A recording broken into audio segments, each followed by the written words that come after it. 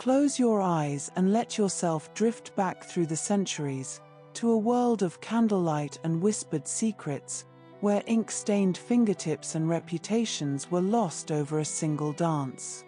Picture rain streaming down carriage windows, the soft flutter of a painted fan in a crowded ballroom, the amber glow of candles illuminating words written in haste and passion. This is the world of Lady Caroline Lamb, a woman who moved through Regency society like a flame through silk, beautiful and clever and utterly, dangerously ungovernable. She was romantic, impulsive, and brilliant in ways that made powerful people deeply uncomfortable. The Ton, that glittering upper crust of English society, adored scandal, truly adored it, as long as it arrived wrapped in propriety and plausible deniability. But Caroline would not stay wrapped. She spilled out into gossip columns and drawing rooms, into whispered rumors that passed from gloved hand to gloved hand like contraband. There would be letters, so many letters, passed in secret and read by flickering light. There would be a famous poet whose name still makes hearts quicken. And there would be a society that smiled with all its teeth while sharpening its knives. Let the story begin to unfold, slowly, like a letter unsealed after midnight. To understand Caroline, you must first understand the stage on which she performed, the world of late Georgian and Regency high society, where every drawing room was a political theatre and every social gathering a calculated performance. Imagine vast townhouses in Mayfair, their windows blazing with candlelight during the London season. Inside, beneath glittering chandeliers, conversations that looked like pleasantries were actually negotiations of power. Gossip was currency, more valuable than gold in some circles. An invitation to the right ball could change a family's fortunes. Exclusion could end them. This was a world built on appearances, on the careful management of reputation, especially for women. Men could stumble through affairs and scandals and emerge largely unscathed, their reputations perhaps dented but rarely destroyed. But a woman's desire, her passion, her refusal to perform quiet contentment, these were treated as threats to the entire social order. A woman's virtue was not simply her own concern. It was her family's political capital, her husband's public face, the foundation of dynastic ambition. The legal reality made this power imbalance even sharper. Under the doctrine of coverture, a married woman's legal identity was largely folded into her husband's. She could not own property in her own name, could not sign contracts, could not control her own money. Families tried to protect their daughters through marriage settlements, through negotiations over pin money and dowries, using property and paperwork to manage risk in a world where a woman's choices were dangerously few. A virtuous reputation was not just personal. It was financial, political, dynastic. It was, quite literally, everything. This was the gilded cage Caroline was born into. And cages, no matter how beautiful, were never built for flames.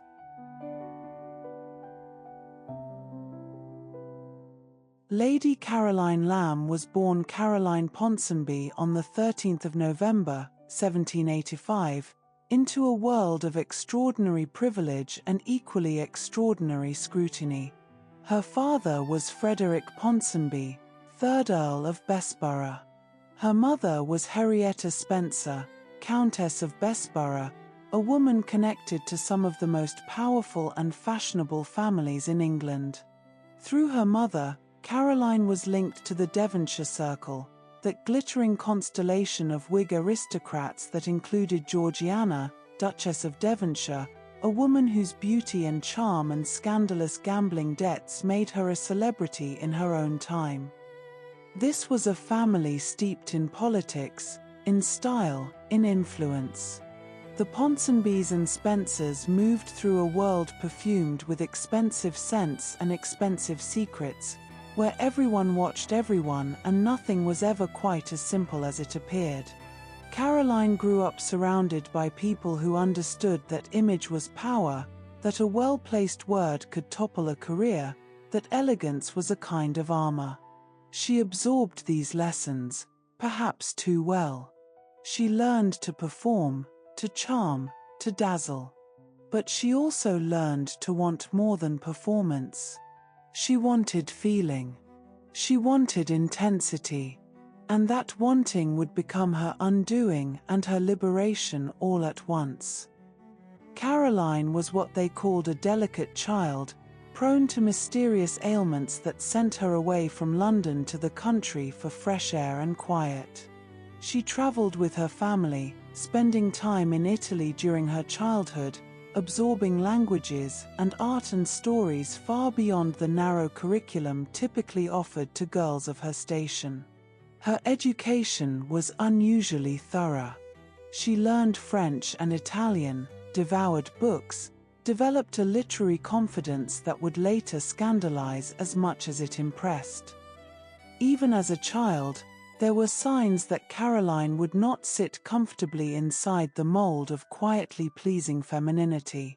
She was theatrical, prone to dramatics, too bright and too restless for the kind of decorative stillness expected of young ladies.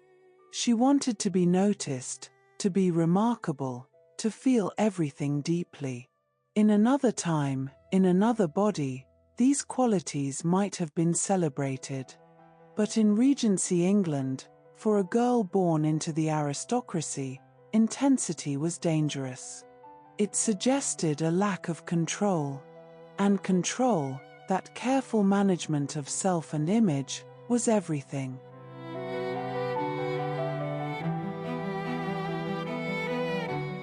When an aristocratic young woman made her debut in society, she entered into an unspoken bargain. She would be beautiful, or at least charming. She would behave impeccably. She would marry well, someone approved by her family, someone whose name and fortune enhanced rather than diminished her own. She would produce heirs, preferably sons. She would host dinners and manage households and never, ever reveal too much feeling, too much want, too much of herself. If she must be fascinating, and many women were encouraged to cultivate a certain sparkle, she must be controllably fascinating. Her charm should draw people in but never overwhelm them, never threaten them, never suggest that beneath the polish there was something wild and ungovernable. Caroline wanted more than approval. She wanted intensity. She wanted passion that consumed rather than merely decorated. And this wanting, this hunger for something real beneath the performance, would shape every choice she made, every scandal she created, every rule she shattered. In June of 1805, Caroline Ponsonby married William Lamb, a rising politician who would later become Viscount Melbourne and, much later still, Prime Minister of England. It was, on paper, an excellent match. William was intelligent, ambitious, well-connected. Caroline brought beauty, charm, and her own powerful family alliances.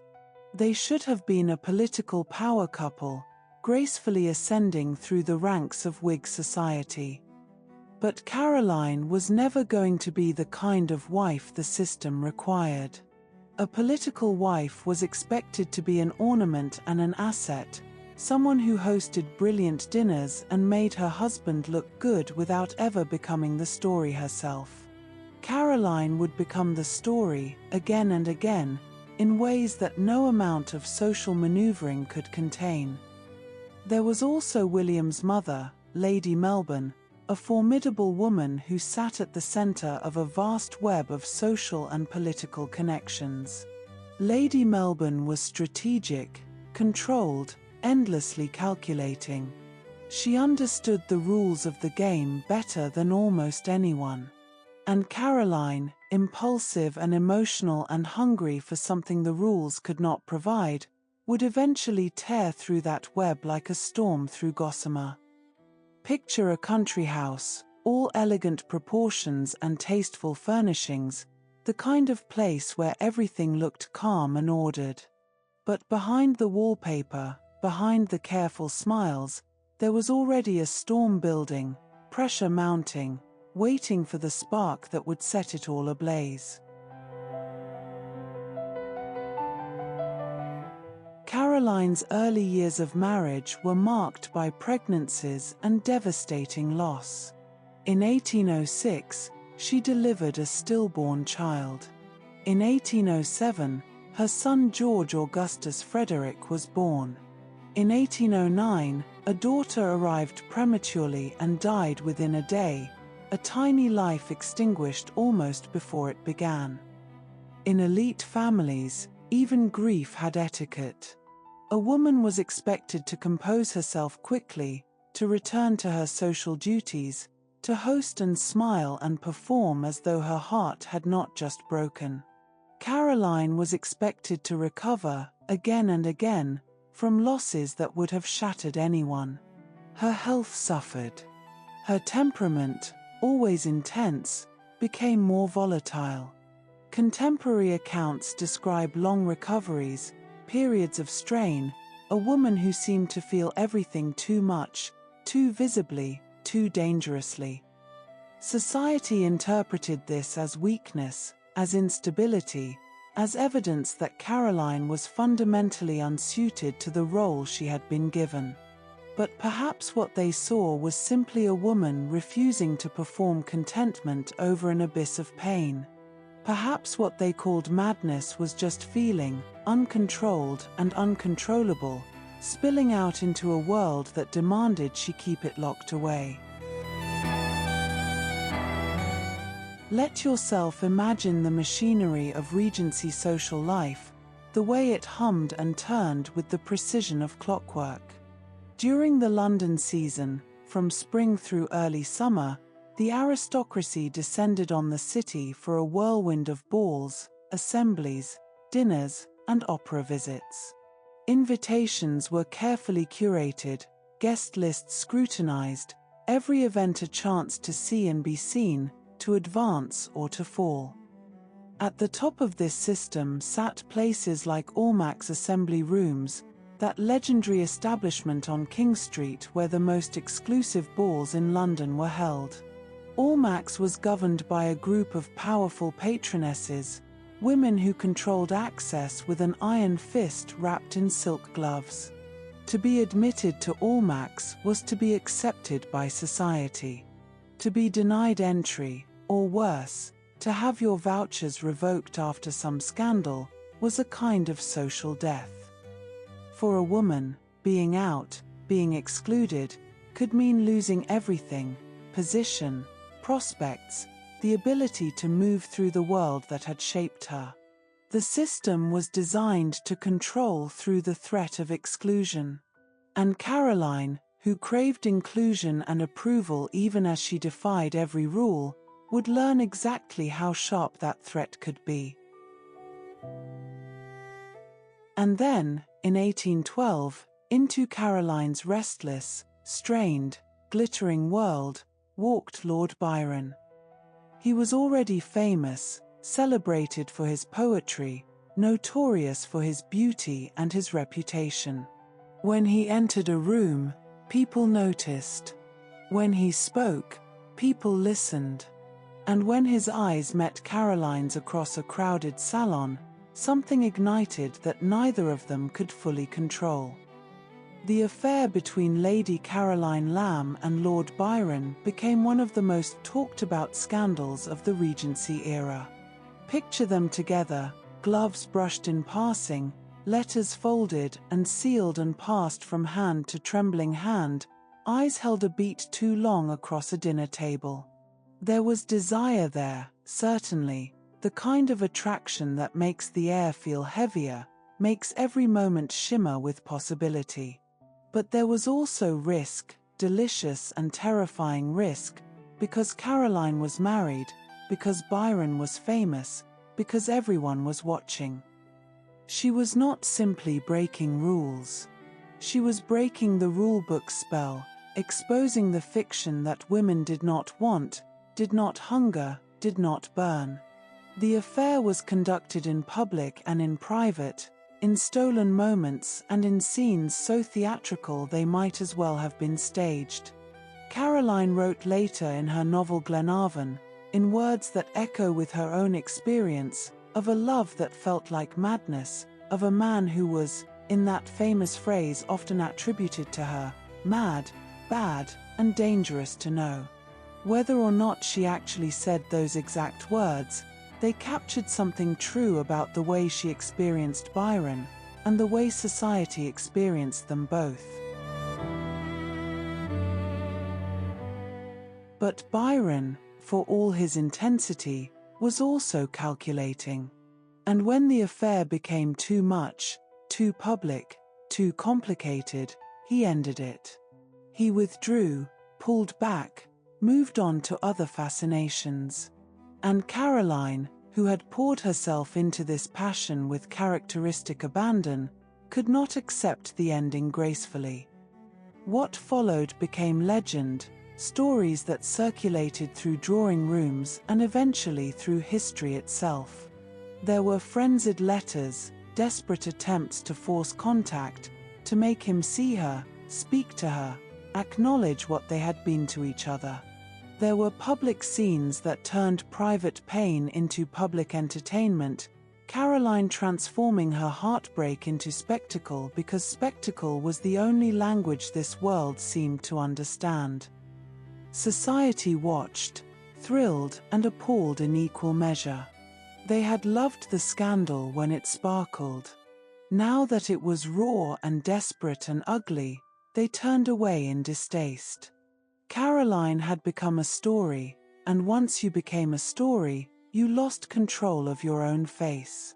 Other people narrated you, interpreted you, flattened you into a cautionary tale.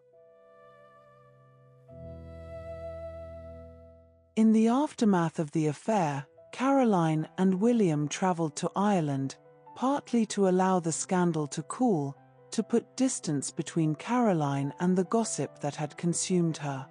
Imagine the journey, the crossing of the Irish Sea, the arrival at an estate far from the glittering salons of London.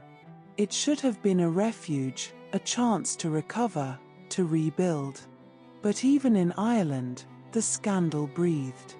It followed her in letters, in newspapers, in the stories visitors brought with them. And there was a bitter irony in all of it. Caroline was blamed for the fire, held responsible for the destruction, even though it had taken two people to create the affair, and only one of them was being socially executed for it. Men could strike the match and walk away. Women burned. But Caroline was not simply a social figure, not simply a scandal to be consumed and discarded.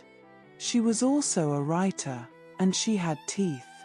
In 1816, her novel Glenarvon was published, and London society exploded with shock and fascination. The book was widely understood to be a roman clef, a thinly veiled fictional account of Caroline's affair with Byron and their social circle. Characters were recognizable, events were identifiable, and the whole thing dripped with barely disguised rage and desire. It was not simply that she had written a novel. Women of her class sometimes dabbled in literature, though usually anonymously and usually in approved genres. It was that she had written about desire, about betrayal, about power, and she had done it with recognizable faces hiding beneath the fictional masks. In the novel, she wrote of passion that destroyed, of a seductive figure who bore more than a passing resemblance to Byron. The language was heightened, theatrical, soaked in the kind of emotion that polite society preferred to keep locked away. Contemporary critics attacked Glenarvon as morally dangerous, describing it as filled with scenes of seduction and adultery, as a book that no respectable woman should read and certainly no respectable woman should have written. The social punishment was swift. The same system that had once embraced Caroline now worked to exclude her. The velvet rope of Almack's, those carefully controlled invitation lists, began to close against her. Patronesses who had once smiled at her now turned away. Publication had made her impossible to manage, and the Ton did not forgive women who became impossible to manage. The years that followed were marked by slow unraveling. Caroline's marriage to William, which had survived the Byron affair, began to loosen at the seams.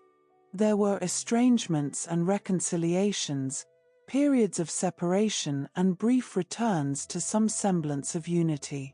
Finally, in 1825, they formally separated, an acknowledgement that whatever they had once been to each other could no longer hold. Caroline spent her final years at Brocket Hall, the country estate that had once been a refuge and now became something closer to a prison. Contemporary accounts from this period are dark, describing a woman whose health and stability were visibly deteriorating. She drank. She relied on laudanum, that opiate tincture that so many people in her era used to manage pain and sleeplessness and the unbearable weight of simply being. Her behavior became more erratic, her moods more volatile.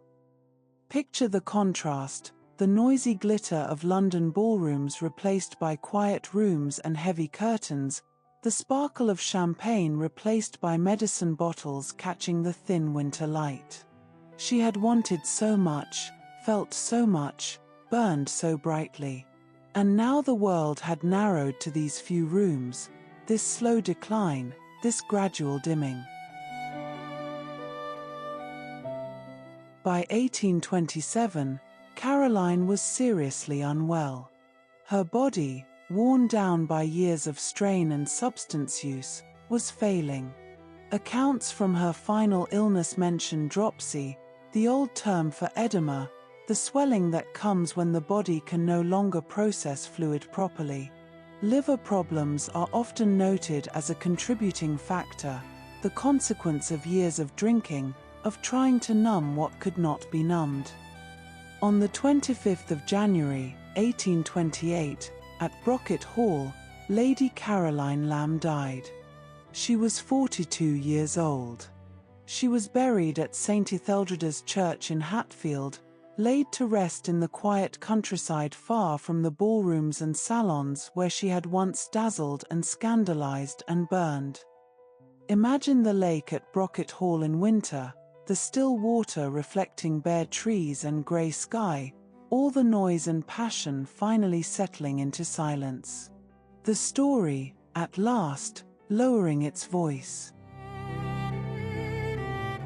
Society packaged Caroline neatly after her death.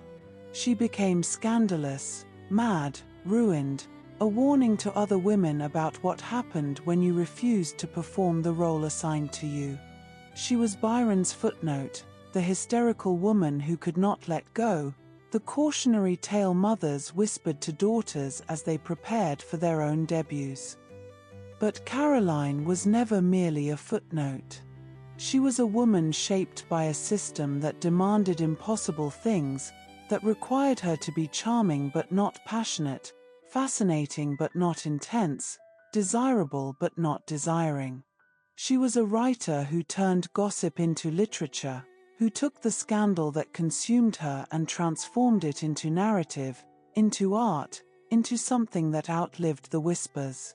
She was someone who wanted more than the script allowed, and who paid the price for that wanting, but who also refused, even at the cost of everything, to pretend she did not feel what she felt. In the end, Caroline was her own flame, too bright for the rules that tried to hold her, burning through silk and propriety and the careful fictions of Regency society. And now, as you drift toward sleep, you can let her story settle around you like candlelight, like rain on carriage windows, like all the passionate, impossible, beautiful, dangerous things that people feel and hide and sometimes, bravely, recklessly, set free into the world. Rest now, in the glow of her burning. Rest now, knowing that some flames refuse to be contained.